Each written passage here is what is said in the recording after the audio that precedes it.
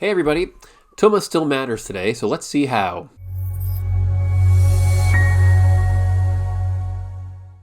Tumah is one of those things that we just throw around. We have this word that we just use. It shows up in the Gemara, in the Halacha, in the Chumash, in this week's Parsha. It's all over the place. It's a word that's used very often. And the thing about Tumah is that when we talk about the whole point of Yesod Blocks, this channel, yesodblocks.com, the whole platform that I'm trying to build here and really that we're all trying to push out, the goal is to show how these things are actually real and that they mean something and they matter. And so these concepts, when we don't understand them carefully in terms of what they actually are, then we can't activate the utility that they present and how to actually figure out how to progress and use the Torah tools that are presented to us in a really powerful and effective way. So Tumah is the example that we're going to use for this particular video to really show how that's super true. Now, Tumah is often described as just kind of this invisible thing. It's this bad thing. It's impurity, some kind of idea like that. But actually, the whole idea of Tumah really is something much deeper. And if you've been watching some of the videos at Yesod Blocks on this channel or at yesodblocks.com, you already know that this root dynamic that exists in humanity today and for the last few thousand years that defines us, sort of how we operate, where our flaws come from, how our flaws are constructed, all revolves around the distortion of what's called the Eitz HaDa'as. And the Eitz HaDa'as distortion is basically a distortion of perceptions, that our perceptual landscape starts to turn to the situation where things that we're more interested in become very, very prominently featured in our minds, and things that are less interesting to us, again, completely subjectively, they just fall into the background. And so Tumah is a specific subcategory of that capacity for distortion. And it actually, ultimately, we can define it as the experiential encounter with finiteness, with our own finitude, with the idea of things ending and stopping. It's the experiential encounter with death, essentially. And so there's many different kinds of Tumah. I want to zoom in on just one or two to really show how this works and why it's something which even exists in the Torah and in the Chumash and in general. And so if you kind of follow and track the trajectory of the story of the Chumash, so it's all a story of attempting to undo the damage of the Eitz HaDa'as dynamic. In other words, the Eitz HaDa'as created a situation where things that are more noticeable to us are much more prominently featured in our perceptions, and that what that leads to is a situation in which the things that are oftentimes quieter, still very significant, super important, but quieter because they're just less present in the physical sense, let's say. Things that are intangible, like what somebody feels or thinks underneath the intangible side. Let's just say when you deal with another person, their consciousness, we notice people's bodies and other attributes much more easily than we notice the true self. It's actually why people objectify other people, why we always, especially nowadays, all these discussions of labels, of you're this type of person, you're that type of person, you have this skin color, your identity is a particular type of sexual desire that you occasionally feel or express. These are all attempts to take aspects of the externalities and blow them up, make them very significant, and then other things fade into the background. So that's the Das Tov Harav, the Eitz HaDa'as. It makes us more prone to doing that and to locking on to different externalities and blocking out things that are much more important sometimes that are in the background. And the biggest version of that was blocking out Hashem's presence. And so in the story of the Eitz HaDa'as actually happened, it basically made it that people no longer easily sense Hashem, and they sense and notice things that are much more significant in their subjective perceptual landscape, things that are physical, things that are louder, things that are particularly relevant to each of us in our individual situations. And so the journey of the Chumash, the whole trajectory, is to try to undo that. And so the process of Tumah ultimately, it's when you encounter your own finiteness in a way that it draws your neshama perspective, the way that you see yourself, instead of seeing yourself as this endless, really intangible, immeasurable self that you truly are, you start to experience yourself in this locked-in form, like I am my body.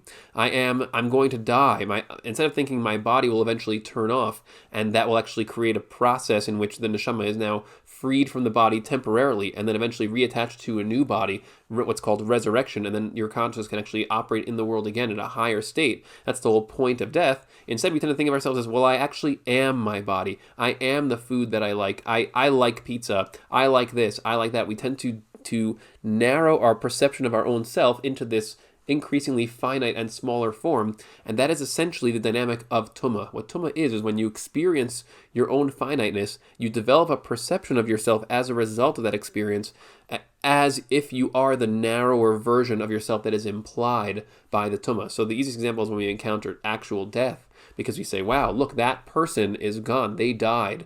And the Torah perspective of that is actually that their body is temporarily shut off, now no longer channeling the neshama consciousness into the world, and so now we temporarily have this blockage where we can't access them the same way. So Tumah is always about these distorted perceptions that pull us away from seeing what we truly are, and then essentially blocking our awareness of that bigger picture and locking us into this narrower, these mitzrayim, these meitzarim, this narrower space of perception, of self-perception. So that's the concept. Now, a useful example to really illustrate this, I think, is the Tuma of Sarat. So Sarat is where you basically get like a random blemish on your skin, and the blemish has to be a certain size, a certain color, certain other attributes, and then you suddenly have something called Tuma Sarat, the Tuma that comes from Sarat. And it's often translated as leprosy, but it's really not leprosy, it's something much more, it's a very particular type of skin blemish, and there are skin blemishes that are very similar to it that are not considered to be Sarat, and therefore are not Tameh, and other ones that are specifically the kinds that are delineated in the Torah. And so if you think about what Sarat is, why it is the dynamic of Tumah, so we can actually unpack that by looking at the idea that Sarat is often connected to in the Medrash, which is Lashon Hara. So Lashon Hara is this it's thrown around a lot. We even say it in this very, we don't even think about it. It's Lashon Hara is actually the way people tend to say it culturally, and Lashon Hara is everyone knows what that is, but do we really know what Lashon Hara actually is? And so the concept of something being Ra often is translated as it means it's bad, but Ra actually doesn't really mean bad. It's a little bit more insidious than that. And the Eitz HaDa'at Tov Vara, the Eitz HaDa'at we mentioned earlier that created those distortions, it has these two things. It makes you have things that you are interested in, things that are Tov, means things that you're interested in. The word tov doesn't just mean good. The word good, actually, the concept is it means good for you. You can't just say something is good in a vacuum. Oh, this food is really good. Well, good for what? There has to be a context of standards for something to just be considered good. So it really means it's something which is good for you because you want it according to a particular idea that you have or a certain standard that you're working with. So the idea is that there are things that are tov, things that we're interested in, that we want, and things that are ra means things that are less interesting to us, that fade into the background and are less significant.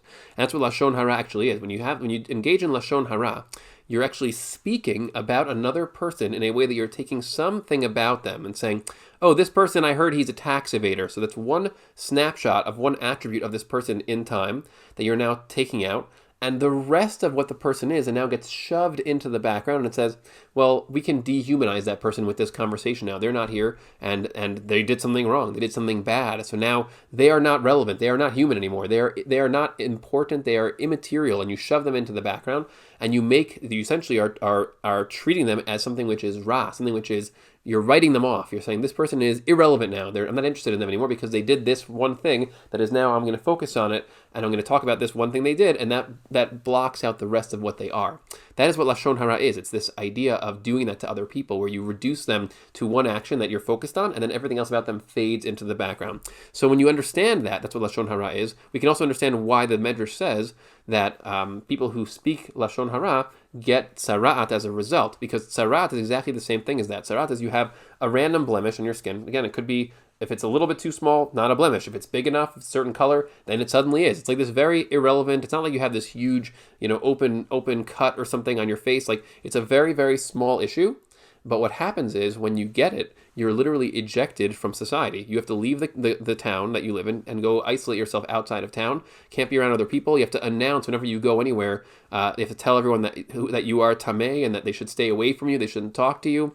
All because of this one thing. So what's happening is your whole being is being written off because of this one little detail of what happened in your body. Now, why is that a concept of Tumah? Well, think about what that is, right? If Tumah is essentially narrowing your sense of self to something which is, if you are truly an endless, infinite, intangible, undefinable, immortal self, then when you narrow yourself into this perspective of yourself as being something much smaller than that, so then there are two things that are happening. One is you are getting embedded in some layer of being. In this particular example, it's the blemish that you have on your body. That's your identity. Now you're trapped inside of that. And no matter how much more you are than that, nope, we have to define your whole life based on that one thing. So the Gemara says a person gets tzarat because they spoke Lashon Hara. Since they did that to somebody else, now they will experience that in their own life. And that's because they became the kind of person that distorted somebody else in that way and made that person, most of that person's self, become viewed by others as erased. And so now they're going to experience that exact same thing as a corrective measure to bring them back into harmony. So they are now in a state of Tumah that is destructive in that way, and they are now not, they cannot connect, they cannot receive connections with other people, they cannot go to the Mishkan, to the base of Mikdash, to try to practice the process of receiving Hashem's presence, and all Tumah has that attribute. That's actually the whole idea here, is that Tumah, when you become that narrow, that constricted, you can no longer receive Hashem's presence, you can no longer receive the broader truth of reality because you're so stuck in whatever small space you've allowed yourself to become contained in. So that's the idea here. The Tumah of Sarat is just one example in how that actually plays out. And the point I'm making is that Tumah is not just something which existed a couple thousand years ago, and now we don't have a base on Mikdash, and therefore it's irrelevant.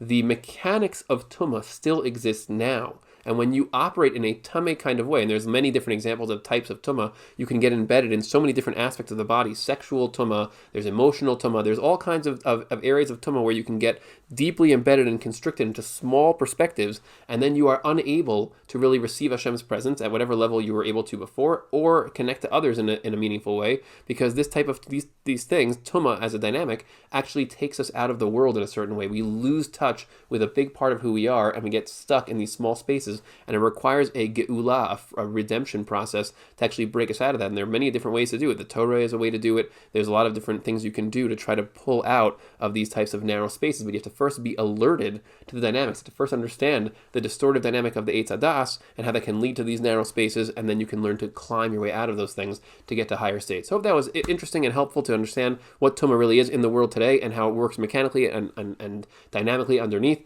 and you can use it to actually build yourself and climb out of the places that each of us sometimes ends up cornered in, these random dark spaces in our lives, to really get to a higher state of geula and reach the next level of our being. Thanks so much for watching.